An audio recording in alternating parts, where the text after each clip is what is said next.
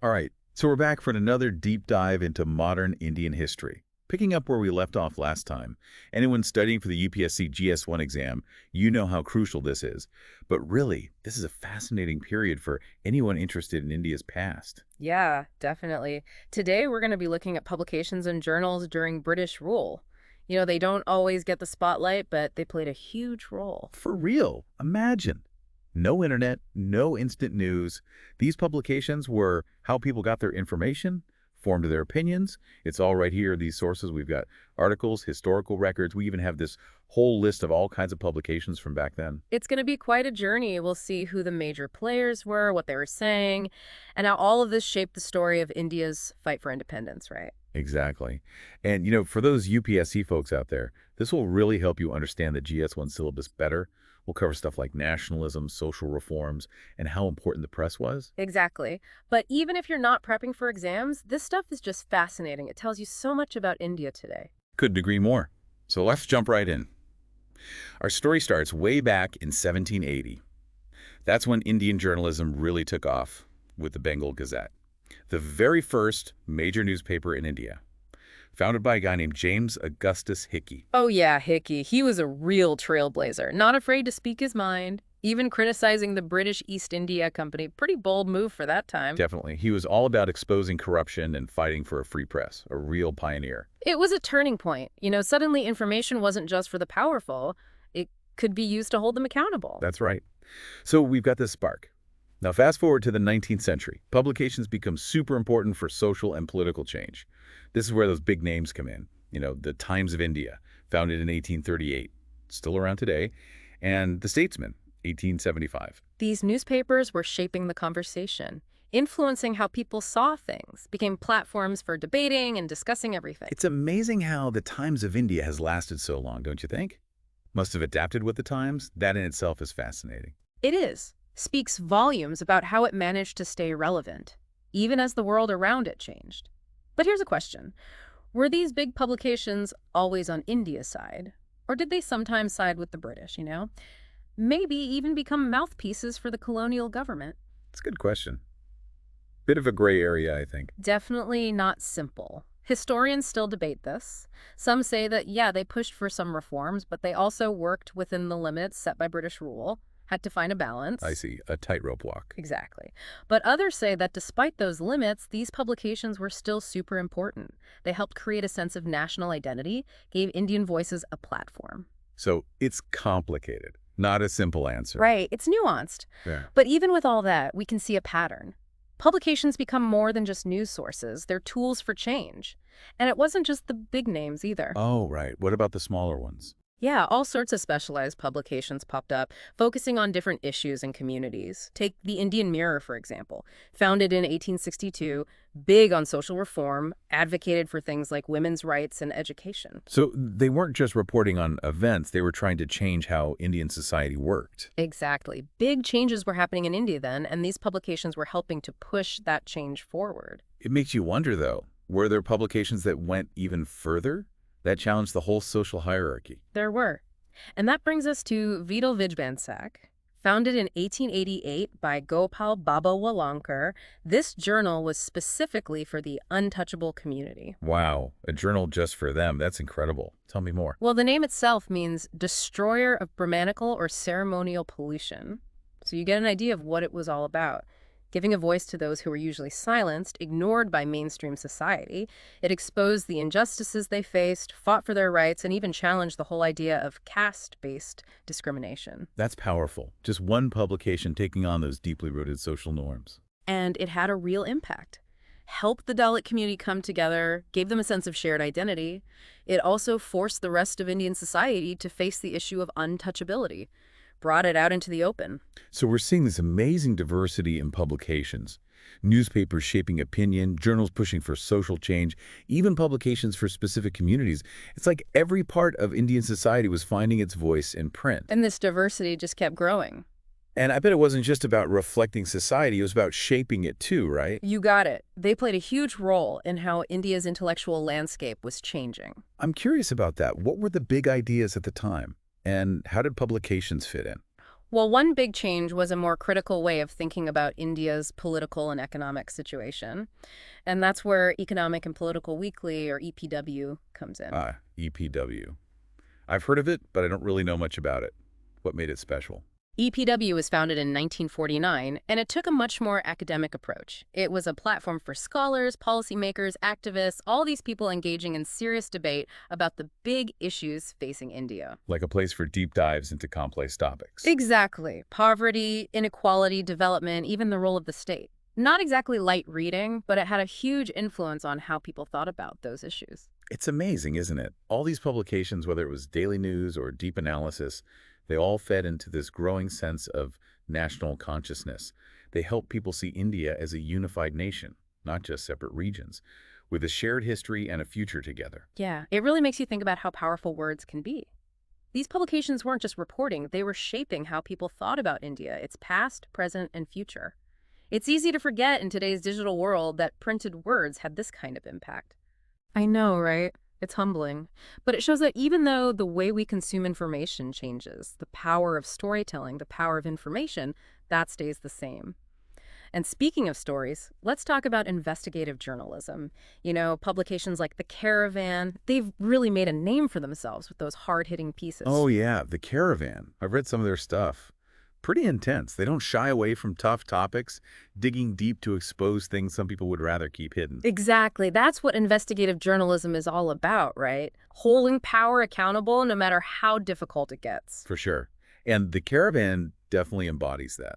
They've uncovered corruption, human rights abuses, environmental scandals, and their reporting has had real-world effects, triggering investigations, changing policies, helping people get justice. They don't just shape the narrative, they challenge it, they disrupt it. They force people to confront things they might prefer to ignore. That's a good point. It's like taking that power of shaping the narrative to a whole new level. Exactly, and that's why it's so important, especially in a democracy. Investigative journalism keeps things transparent. It holds those in power accountable, asking those tough questions, digging for the truth, even when it's uncomfortable.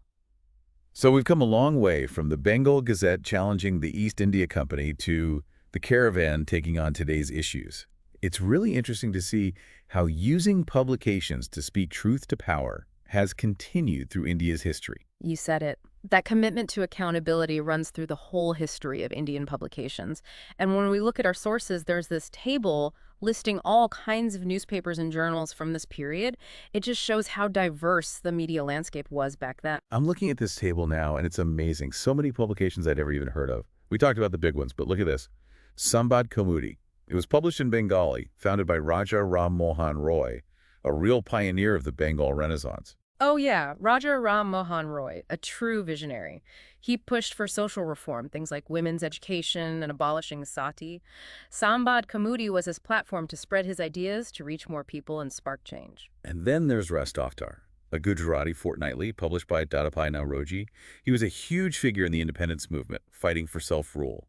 I imagine Ras Daftar played a big role in spreading his message, especially among Gujarati speakers. Definitely. Dadabhai Naoroji was a powerful voice for Indian nationalism. His publication helped mobilize people, especially in Western India.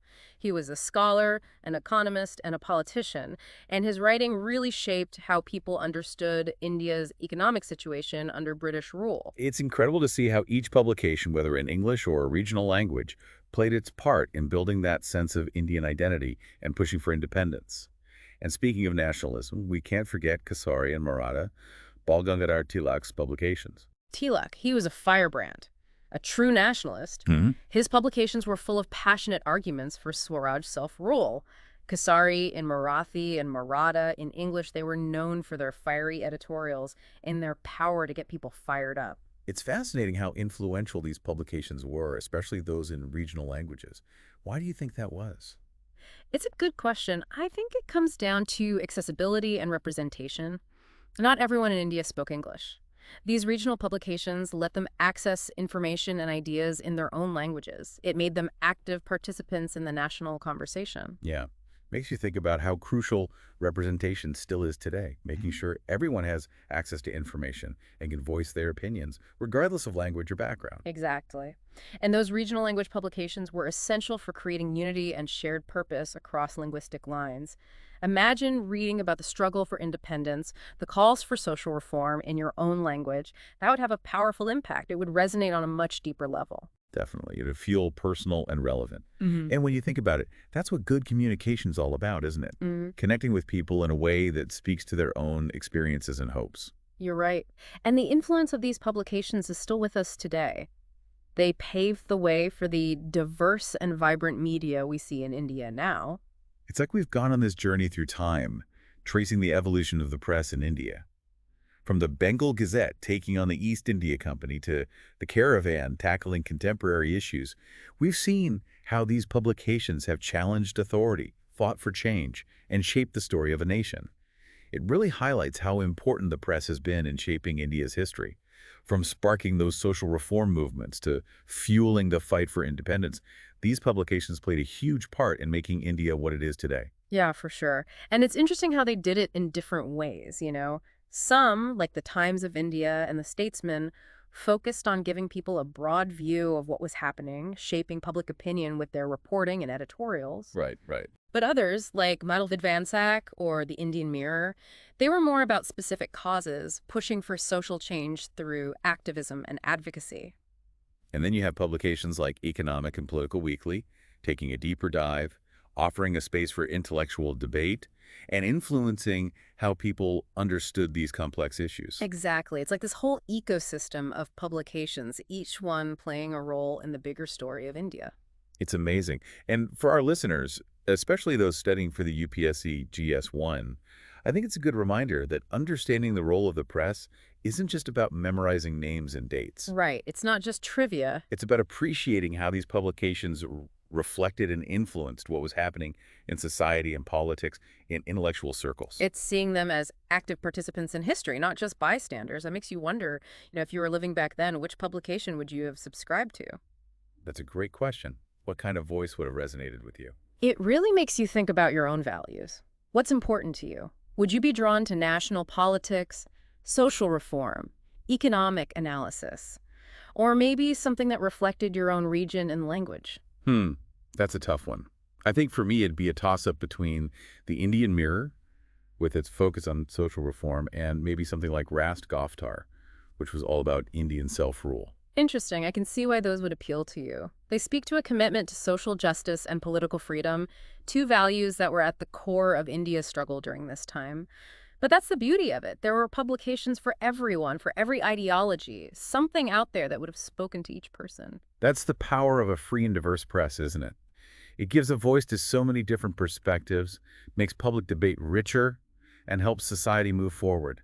And even though the world of publications looks different today, that fundamental idea is still so important. Couldn't agree more. In today's digital age, we're bombarded with information. It's more crucial than ever to remember those lessons from the past, to be critical of the information we consume, to seek out diverse viewpoints, and to use our own voices to stand up for what we believe in. Well said. This deep dive has been a fascinating journey, hasn't it? It reminds us of how powerful the press can be, how important critical thinking is, and how much these historical publications still influence us today. Absolutely. And we hope our listeners will keep exploring. Take a deeper look at the publications that caught your interest, think about the stories they tell, and consider how their legacy is still shaping the world we live in. That's a great way to put it. And remember, if you enjoyed this deep dive into modern Indian history, don't forget to like and subscribe for more fascinating explorations. We'll be back with another deep dive soon, so stay tuned.